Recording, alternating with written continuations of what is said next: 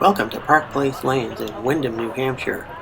We are at the inaugural event on the brand new Women's Pro Tour.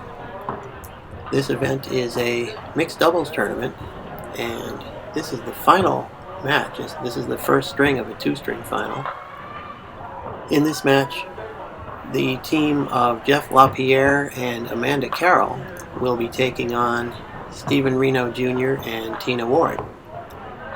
And getting it going right to the action, Jeff Lapierre is on lane 24 and Stephen Renaud Jr. is on 23. Jeff Lapierre and his partner Amanda Carroll are two of the top bowlers in the state of Maine, as you probably know. Meanwhile, Stephen Renaud Jr. and Tina Ward are from central Massachusetts. They both bowl out of bogey lanes in East Brookfield. In the five-string qualifying round, Jeff Lapierre had 628 and his partner Amanda Carroll had 642. She was actually the high qualifier on either the women's or the men's side. And meanwhile, Stephen Renaud Jr. had 633 and Tina Ward 610. You may have seen earlier this week we had some coverage of the semifinal round in which Jeff Lapierre and Amanda Carroll defeated Keith Beaupre and Nikki McKeever, while Stephen Renaud and Tina Ward were defeating yours truly and my partner Holly Fournier to arrive at the final match. The way this tournament worked was that everybody bowled a five-string qualifying round, and after that the field was cut to the top six teams, with the top two seeds receiving a bye in the first round of the match play, while 3, 4, 5, and 6 went through an elimination round. And Stephen Renaud with a difficult leave there. He had the 7 and 8 with some wood and tried to get the wood to cover both pins, but it didn't take the 7, so that's a 9 box.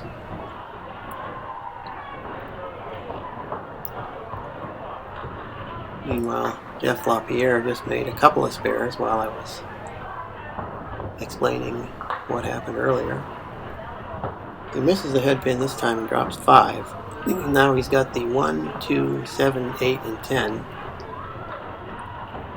Stephen Renaud with kind of a simplified version of the same leave, just the 1, 2, and 10. And Jeff gets everything but the 10, as does Stephen. They pretty much threw the same ball. They got over onto the left side of the head pin, but caught a little bit too much of the head pin. And there, Jeff, that's actually going to be a 9 box because he missed the 10 pin, but the ball bounced out of the pit, not having made contact with anything on the lane at first. That's kind of unusual here at Park Place. You don't really get a lot of loose balls coming out of the pit. Jeff with an 8 drop in the 5th box. He's got the 610 with a plank, and he has no trouble with that. That's going to get him off to a good start. He's got 63 with a ball working. And Stephen Renaud, another nice bid on that 7 drop, but not able to convert the 4, 5, 10, or the 5, 6, 10 rather. So you can see through 5, Jeff Lapierre with 63 and Stephen Renaud Jr. 46. So Lapierre and Carroll are off to a quick 17 pin lead as Jeff and Stephen give way to Amanda Carroll on lane 24 and Tina Ward on lane 23. Amanda begins with a 5 drop. Tina with a 9 drop, a nice solid 1-3 pocket hit.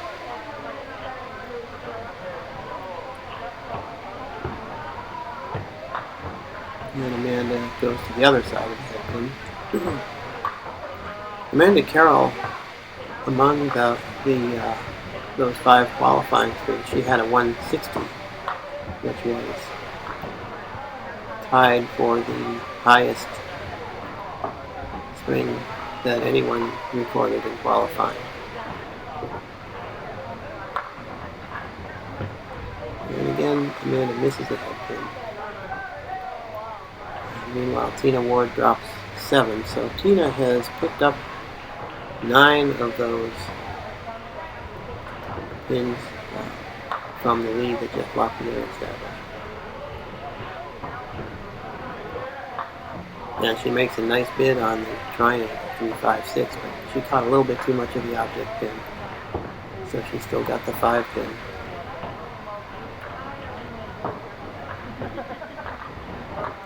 And that'll be a 10 box. So Tina has recouped 10 pins of the lead.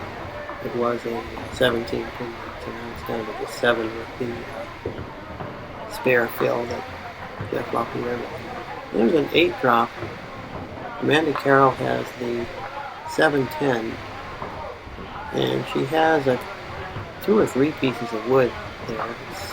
She's conferring with her partner to see if he has any ideas about what to do with it. I have a feeling she'll play that first piece of wood that's about where the 2 pin used to be, or the 3 pin rather.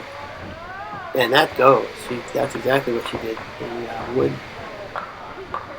covered the 7 pin and then came off the wall to convert the 10. So that's a spare in the 3rd box for Carroll. And we'll take another look at exactly how the spare went down. She hits pretty high on this piece of wood, goes over, pushes the other wood into the 7, and then that first piece of wood comes all the way across to get the 10. So that gives Amanda Carroll 27 plus the fill ball in the 3rd frame. And there's a very thin hit. Everything goes down. That's strike on spare for Amanda Carroll. That gives her 37 through the 3rd, and then the strike in the 4th. She's got 47 plus the fill. Meanwhile, Tina Ward with 3, 5, 7, and 10. That's a difficult spare. And despite the piece of wood in between 3 and 5, as it turned out, she didn't hit the 3. She got it this time. So that'll be a 9 box for Tina Ward. She has 45 through the 4th. Amanda Carroll working on the strike. And is that going to be a double?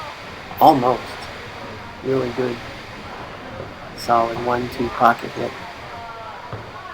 Maybe 5 pin with a nice piece of wood. Meanwhile, Tina Ward also with a good 1-2 pocket hit, but she has the 5-10. Amanda with the spare, so she'll finish the half with 67 in the ball. Tina working on that 5-10, and the 5 pin goes right in front of the 10. So she doesn't convert the 5-10, although that was a nice try. And we'll take another look at it in just a moment. The ball, as you can see, just catches that other piece of wood, and the 5 pin goes in front of the 10. I think it may have bounced off that other piece of wood that was behind it, and that might have deflected it to the right, so it didn't hit the 10 pin. In any event, Jeff Lapierre and Amanda Carroll lead by 29 plus the 2 spare fills halfway through this first string. But as I mentioned, it's a 2-string match, so there's still plenty of time for Stephen and Tina to come back. And there's they've both been throwing a lot of marks all day, so this match is still in the early stages. We've seen Reno with the 9 drop. Jeff Lapierre filling the spare that he had in the 5th. Then he fills it with 4. Stephen just goes by that 5 pin, just tugged it a little bit, missed to the left, so he will be open. Still looking for his first mark. And Jeff Lapierre with an excellent bid on that 4 drop. The head pin went right around, or maybe over 4-7 after it came off the wall. Jeff will have a 9 box. So Jeff Lapierre has 76 through the 6th. Stephen Reno Jr. 56. And Stephen once again right on the head pin, but he's got a very difficult lead. He's got the 2, 5, and 10. And the piece of wood over there on the right is probably not going to do much for him. I doubt he'll try to use it. Although he might. Jeff Lapierre was an 8 drop, and he has a much more promising lead, a 5, 8, and a couple of pieces in wood. This should go if he just hits that first wood, and it does.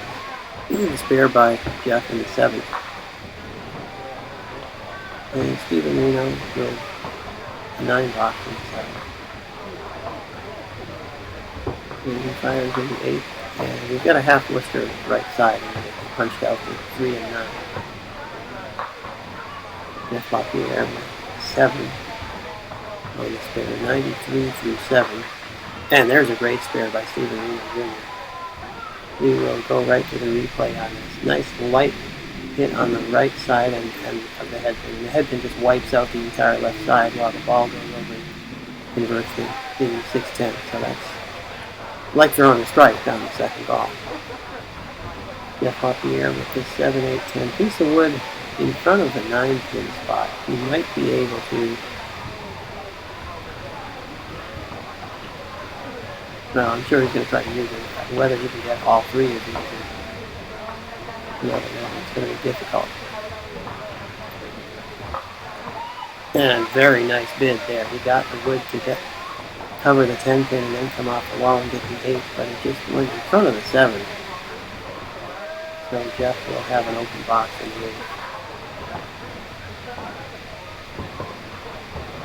8. And it'll be a 10 box. He did a nice job getting by that double wood. Convert 7-2. Stephen Reno Jr. with strike on spare. He threw a real strike after throwing that simulated strike on the half Worcester. So that's going to immediately cut 10 pins off, and it's pretty important at this stage of the game because you don't want Jeff Lapierre and Amanda Carroll getting too far ahead, as well as both. They're both involved.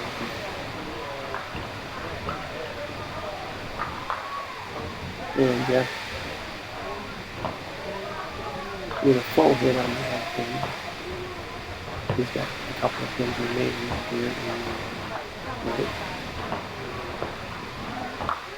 and he tries to get all 3. He's only able to get the 3 pins, so that'll be an 8 box for Jeff in the 9th.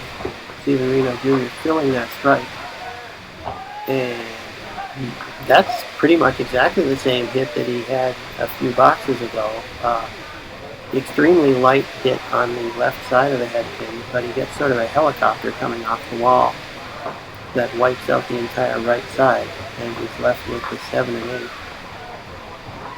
And again, he's got some wood. It's a little different. And good bid once again, but he wasn't able to get the wood to cover both the 7 and the 8. That's a pretty difficult thing to do, to get that one piece of wood to cover both pins and home. Then we got the 7. Jeff Lapierre working on 4 and 5. He's got a couple pieces of wood behind him that might help. Yeah, nice try. Tried to get either a piece of wood or the ball to go in the 4 pin. So Stephen Reno Jr. with a 10 box and a 114. Not a bad save after the 46 half. Jeff Lapierre with a 121 string. On the scoreboard, you can see that Stephen Reno Jr. was able to cut 10 pins off the lead of Jeff Lapierre and Amanda Carroll. So Tina and Amanda will come back up and finish their string. This is, once again, this is the first string of a 2-string match. So a lot of bowling left to do. Amanda Carroll goes over to lane 23, and she is, as you recall, filling the spare that she had in the 5th box. Tina Ward had 55 half, and she drops 8. Nice ball on the 1-3 pocket side. Using the 4-7. Piece of wood that might be a little tricky, but see what she can do. She's got it. She went a little bit to the left, almost on the end of that wood, so that the ball actually covered both pins. And that's a foul by Amanda Carroll. She just went over the line just as the ball was about to reach the pin deck. So that cost her that one pin. So that will be an 8 box in the 6th. It's unusual to see a foul, but it does happen. And cost Amanda a pin. Tina Ward, now she punches through the number 5. Amanda Carroll with a very light hit on the 1-2 side. She's got the 7, 9, 10. Several pieces of wood. Tough to see from here exactly what she's going to be able to do. She's undoubtedly going to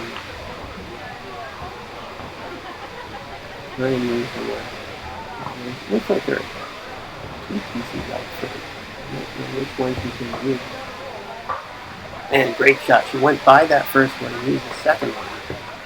And we'll take a look at that spare once again. Just a minute.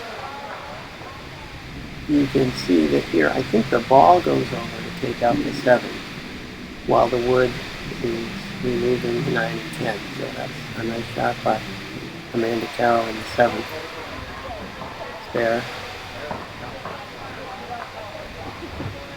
Tina Ward in the 8th. She drops 6, leaving 4 horsemen. Amanda Carroll goes to the other side of the head, at the left side, leaving 4 horsemen right plus the 8. That 5 fill on the spare gives her 95 through the 7th, compared to 78 for Tina. Tina with a nice hit on 4 horsemen. She goes to the outside. A little too far, so we got the 4th. And beautiful shot by Amanda Carroll to convert that 4 horsemen plus the 8, the inboard pin, as Don Gillison said. And you can see this is a classic conversion of this lead. The head pin goes to the sidewall and takes out the 8. That's perfect. There are several ways to convert that spare, the Caleri, but I think that's probably the one that most bowlers are trying to do. You want to get a light hit on the head pin and get it to come off the wall and take out the 8 pin. That's sort of the most reliable conversion. And then it throws a strike on that spare. Again, a pretty light hit, almost exactly the same ball that she threw before the spare. The head pin came off the wall and wiped out the left side. So that's a strike in the 9th, and that is the 3rd consecutive mark for Amanda Carroll. Meanwhile, Tina Ward has 95 through the 9th. Tina firing in the 10th, and she leaves the 4-7 again. Another solid 1-3 pocket hit. Amanda Carroll filling the strike. She drops 8. She's got 3 and 6. And Tina converts to 4-7. A little bit further to the right than she might have wanted to, but no harm done. Meanwhile, Amanda Carroll matches that spare. So Amanda is going to have 145 plus the fill ball. Tina Ward is 105 plus her fill ball. So each bowler has 1 ball to go in this first string of this 2-string final. Tina Ward with a 5 drop. She's got 110, and that gives her team a total of 224. Amanda Carroll with another strike on the end. Strike on spare, and that is a 155 game for Amanda Carroll. You can see the totals here. Jeff Lapierre and Amanda Carroll with 276, and that's good for a 52-pin lead over Stephen Reno Jr. and Tina Ward. We'll be back with a second string later in the weekend, and you want to catch that because this match is not over. There's some quality bowling coming up in the second string, and we will have that later on.